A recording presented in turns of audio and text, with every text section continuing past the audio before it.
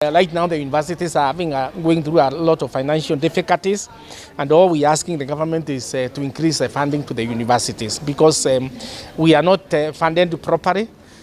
We have gone what you call DUC, differentiated unit cost, which the government is supposed to fund at 80%, but when you see what the government is funding currently, like this year we are told they are only funding about 30% or that 1%, so then you realize that is too.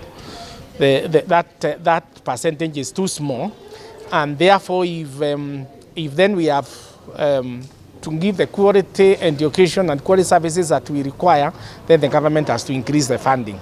Of course, we would have done better if we had Monday 2 students, because then we will be able to attract students who are able to pay slightly more.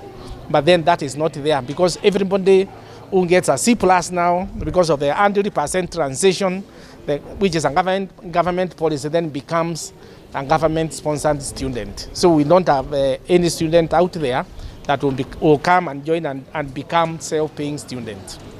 The other challenge has been the dwindling financial support from the exchequer. As you know, the funds that we would need to run an institution like this are never sufficient, and the government is not able to give us all that we require. Of course, there are very many competing needs. But however, what has been of greatest challenge is the fact that where we would draw our money from, what we call the self-sponsored programs, or the parallel programs, or the Monday 2 programs, those ceased about 4 years ago.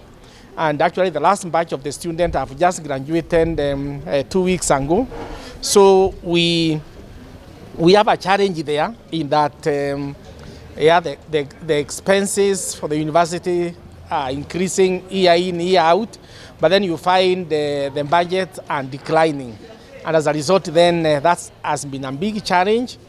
And what we've done is, of course, we've continued to ask the government then to increase the funding to the universities. But even as we do that, we have also tried other methods to ensure that, or other ways to ensure that the university remains afloat. And these are what we call downstream income, or methods of raising funds. And one of those is, for example, competitive grant writing. So then we are able to bring a little bit more funds to the university through researching grants. We have also started income generating activities. Like, for example, we are making things like yogurt, things like sanitizers, things like detergents. We also have a farm that is very good, and we are ensuring that also the farm is able to give produce from the farm that then will give returns to the university. So there are many ways that we are trying to do this, and of course trying to attract as many students as we can that are self-paying, and especially the postgraduate students that are currently paying for themselves.